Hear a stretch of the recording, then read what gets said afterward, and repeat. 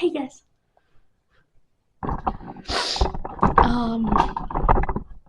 I'm gonna be doing a wrestling video, probably tomorrow.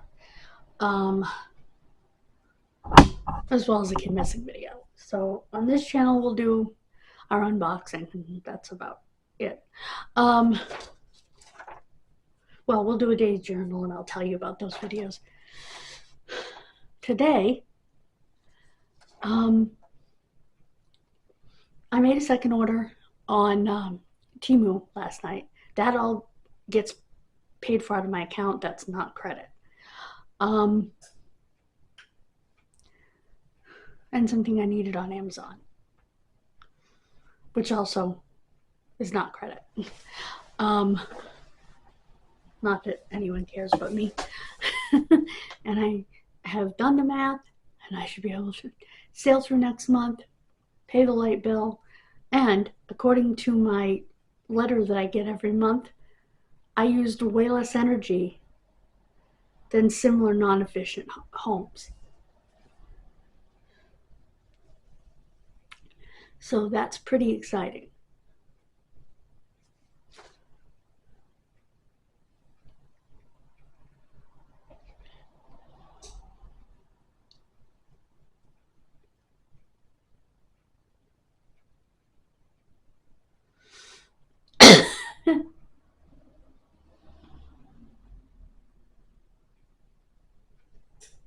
Okay. We're going to do a quick genealogy video because I found a document that I find kind of interesting.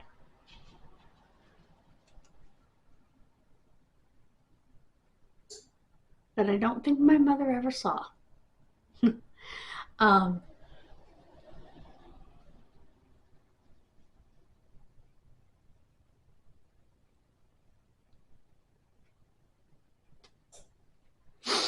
so,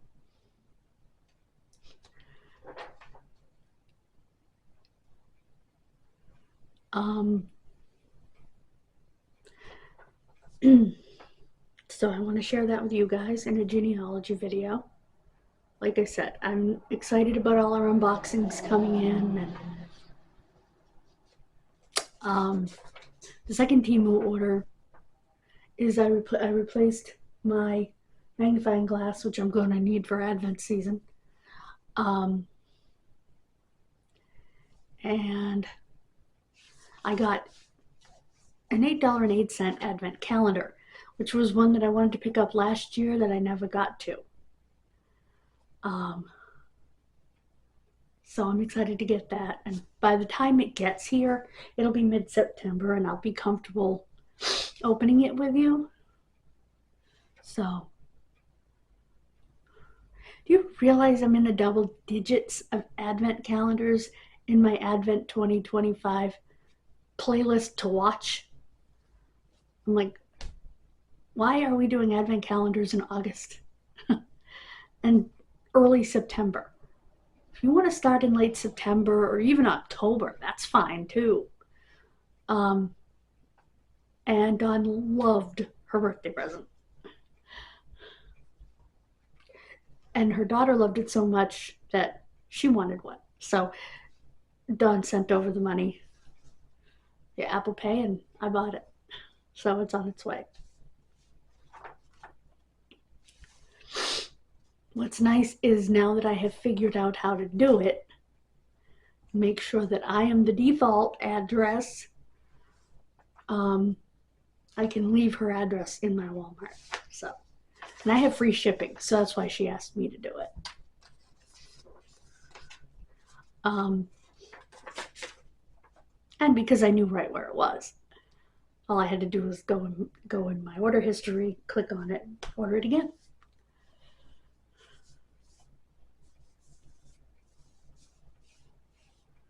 So,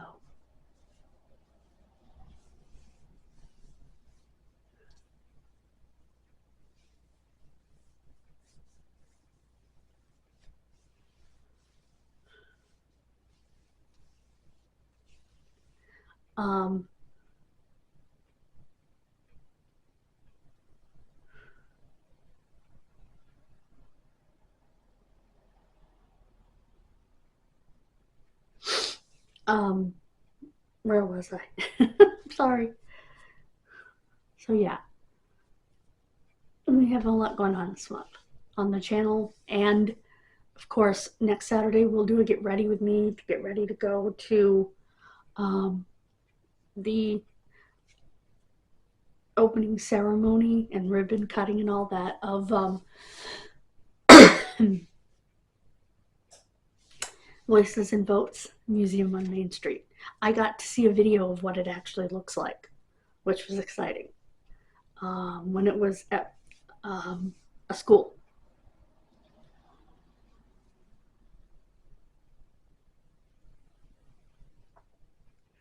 And the whole idea behind it, according to that video, is to bring the Smithsonian to rural communities where people might not have the opportunity or ability to go to Washington, D.C. to see the Smithsonian.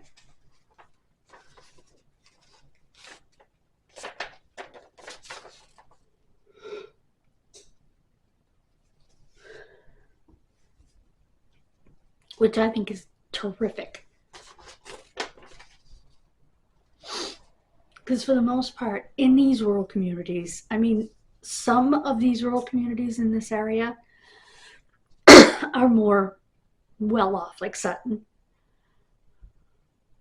Probably more of those people would be able to do that. And yes, parts of Douglas are very well off. Most of Douglas is not. Most of Uxbridge is not. So to have it in this area, in a centrally located area of the valley, we could get people from all over the valley, which would be amazing. When I say the valley, I live in the Blackstone River Valley, in what's called the Blackstone Valley Heritage Corridor, which encompasses this section of Massachusetts, including the city of Worcester, down into our neighboring section of Rhode Island.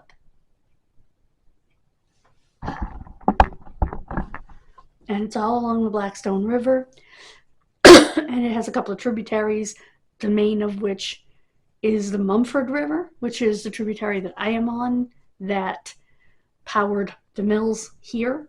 So you can see that on that map, and I did do a video about that map showing you the places and the history, and I will leave that in the cards so that you can see that.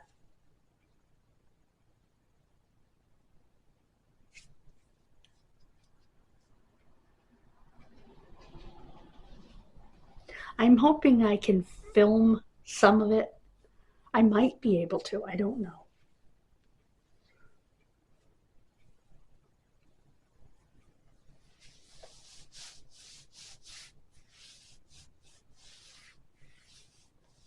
I am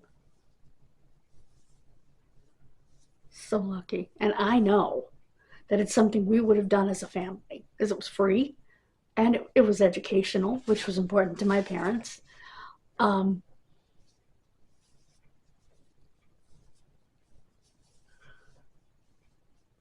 will tell you that both of my parents were good teachers in different ways for me.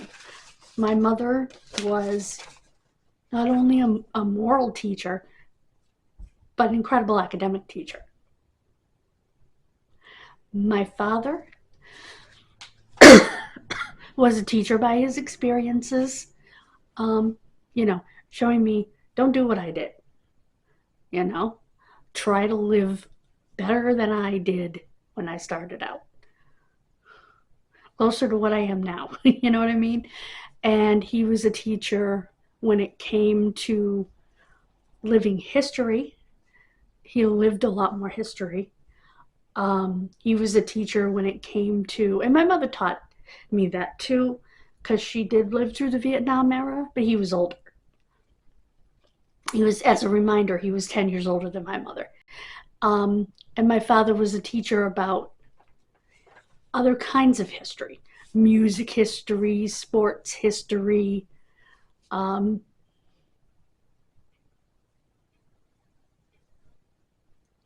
and he would tell me stories, you know, and I loved that I had an openness with both of my parents, just in different ways. I wasn't going to talk to my dad about the girly stuff, you know, although I will tell you, when I got my first cycle and I told my mom, my dad was sitting right there in his recliner and he just smiled, said, "Congratulations, honey." And my mother and I were all excited, and he's like, "Congratulations." You know, I don't want to know this, sort of a thing.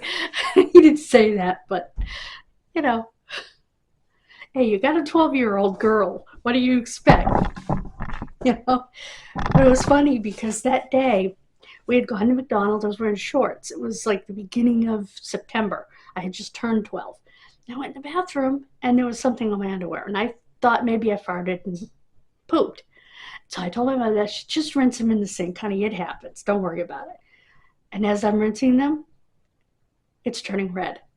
And I was like, yeah. And so I ran and told my mother, "It's not poop, it's blood." Guess what? We pulled out my little books because we had programs in school with a bunch of girls who played Annie over the years, talking about getting their first cycles. One of them got her first cycle at 6, which is why I knew about it by the time I was 5, and so did my best friend. Because we knew, well, our mothers understood that cycles can come anytime after the age of 6. As awful as that sounds, and I can't imagine getting your cycle at 6. But because I said to her mother, I said, "Is it okay if we talk about this stuff?" Because she was a couple of years younger than me. And her mother's like, "Oh yeah, she's known since she was 5." Okay, cool. I have somebody I can talk to, you know? Because my mother always told me that, you know, you don't talk about it in polite company and whatever. She'd be horrified that I'm talking about it on here, but I don't care. Because to me, it's something that you shouldn't be ashamed of. It happens to every single female. We wouldn't have children in this world if it didn't. So,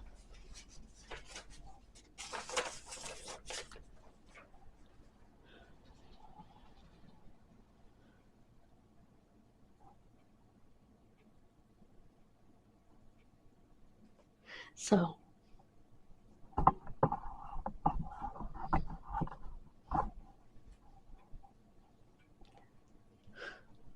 yeah, that's, I mean, I was excited. Fast forward a few years, not so much. But, and my mother knew that, you know, from her own experience, she knew that. But I was becoming a young woman. I just remember my father sitting in his chair. He kind of grinned. He looked over at me. "Congratulations, honey." You know, because he knew it was important to me, you know, because I'm sure my mother talked to him about it, prepared him for it, because I was getting to that age. And so, yeah. See, these daily journals take turns all over the place, and I love it for that. But yeah, it's life. And I'm not ashamed of life. I'm not ashamed of my body and how it functions or no longer functions in that particular case. And I don't miss it. So, um,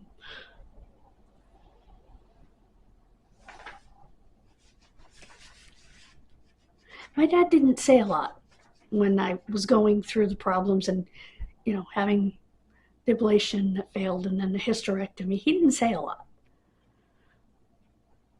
because he looked at it as a woman to woman thing with my mother, you know.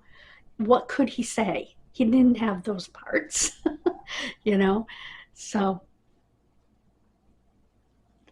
he was just there to support me. I think the most amazing thing my mother said to me when I was having my hysterectomy was, she said, "I'm sorry. I know this is the end of any possibility of having a child, and I know how much that meant to you. And for me, it was the greatest thing in the world for her to say. I always wanted to be a mother and wanted to see my parents as grandparents. Oh my God. My father would have spoiled the kids so much. He used to treat all the little kids younger than me as his grandkids, and he would give them the gooeyest, chocolatiest thing or ice cream or whatever, send them home filthy, and Diane was used to it. And most of the mothers in the neighborhood were used to it. In fact, my parents were the neighborhood parents. So if they would, like when they took Dina and I to the carnival and Dad lost his keys on a ride.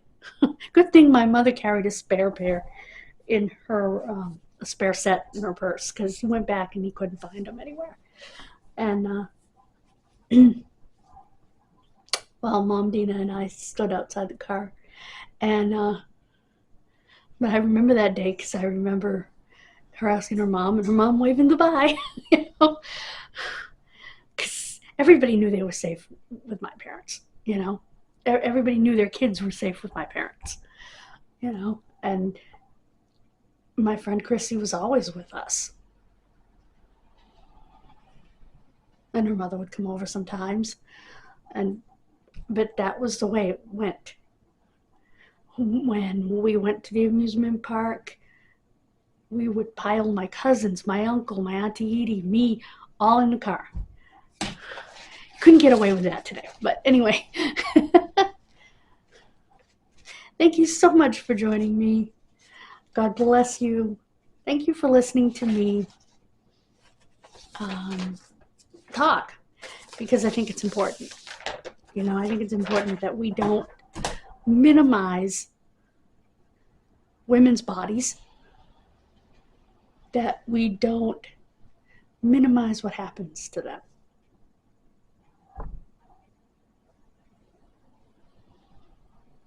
And I think it happens.